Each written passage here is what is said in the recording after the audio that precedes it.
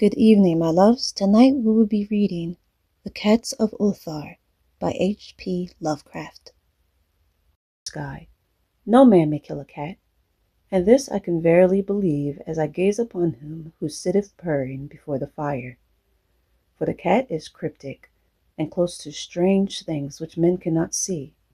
He is the soul of ancient Egyptus, and bearer of tales from the forgotten cities of Meroe and Ophir.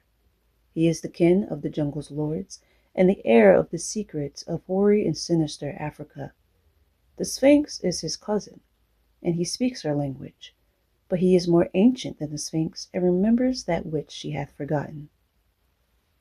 In Ulthar, before ever the burgesses forbade the killing of cats, there dwelt an old cotter and his wife, who delighted to trap and slay the cats of their neighbors. Why they did this I know not, save that many hate the voice of the cat in the night, and take it ill that cats should run stealthily about yards and gardens at twilight. But whatever the reason, this old man and woman took pleasure in trapping and slaying every cat which came near their hovel. And from some of the sounds heard in the night, many villagers fancied that the manner of slaying was exceedingly peculiar. But the villagers did not discuss such things with the old man and his wife, because of the habitual expression on the withered faces of the two, and because their cottage was so small and so darkly hidden under spreading oaks at the back of a neglected yard. In truth, much as the owners of these cats hated these odd folk, they feared them more, and instead of berating them as brutal assassins, merely took care that no cherished pet or mouser should stray toward the remote hovel under the dark trees. When through some unavoidable oversight a cat was missed and sounds heard after dark, the loser would lament impotently, or console himself by thanking fate that it was not one of his children who had thus vanished. For the people of Ulthar were simple, and knew not whence it was all cats first came. One day a caravan of strange wanderers from the south entered the narrow cobbled streets of Ulthar. Dark wanderers they were, and unlike the other roving folk who passed through the village twice a year. In the marketplace they told fortunes for silver and bought gay beads from the merchants. What was the land of these wanderers none could tell, but it was seen that they were given to strange prayers, and that they had painted on the sides of their wagons strange figures with human bodies and the heads of cats, hawks, rams, and lions. And the leader of the caravan wore a headdress with 2 horns, and a curious disc betwixt the horns. There was in this singular caravan a small boy with no mother or father, but only a tiny black kitten to cherish. The plague had not been kind to him, yet had left him this small furry thing to mitigate his sorrow. And when one is very young, one can find great relief in the lively antics of a black kitten. So the little boy, who the dark people called Menace, smiled more often than he wept, as he sat playing with his graceful kitten on the steps of an oddly painted wagon. On the 3rd morning of the wanderer's stay in Ulthar, Menace could not find his kitten, and as he sobbed aloud in the marketplace, certain villagers told him of the old man and his wife, and of sounds heard in the night.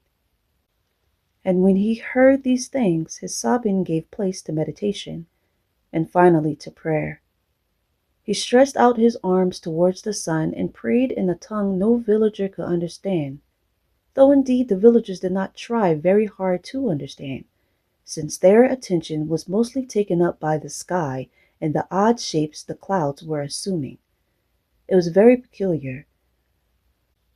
But as the little boy uttered his petition, there seemed to form overhead the shadowy nebulous figures of exotic things, of hybrid creatures crowned with horn-flanked discs. Nature is full of such illusions to impress the imaginative.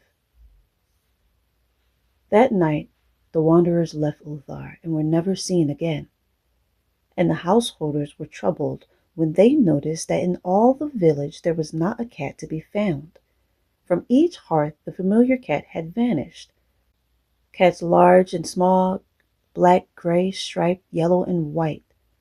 Old Crannon, the the burgomaster swore that the dark folk had taken the cats away in revenge for the killing of Menace's kitten, and cursed the caravan and the little boy.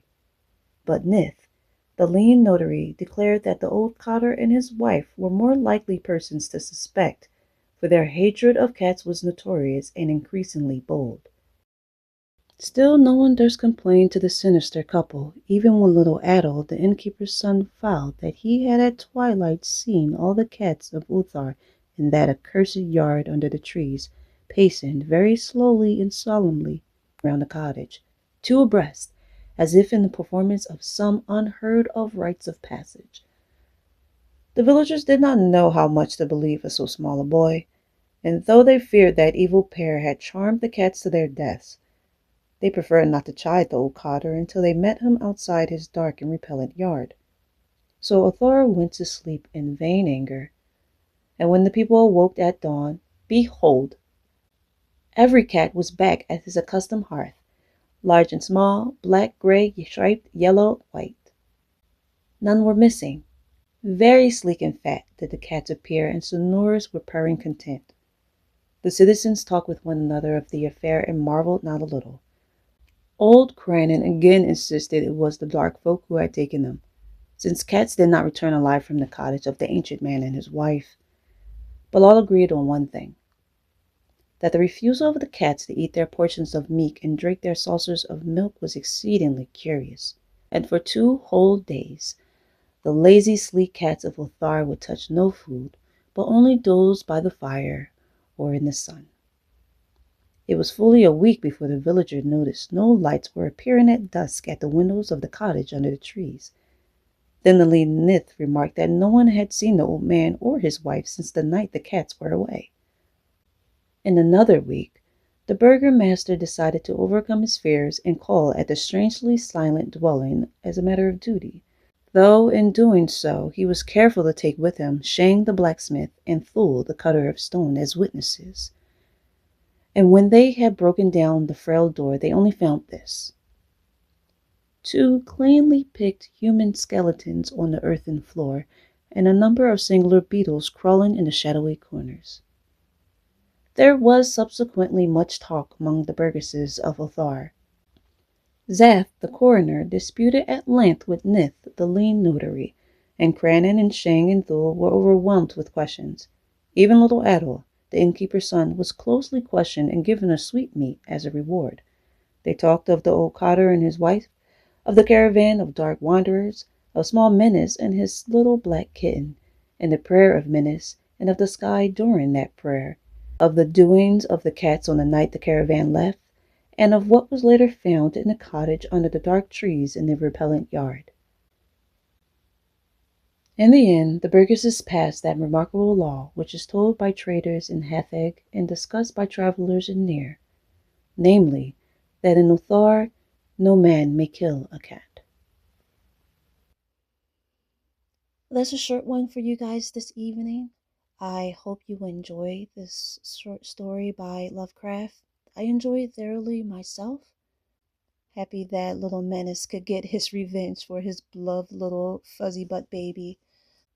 So let me know down in the comments if there's any stories you are interested in hearing from me, or any stories you would like to submit for me to read. There is a story that I wrote back in college that I would like to read. I just have to find it. It's misplaced in my moving. But until next time, you be good.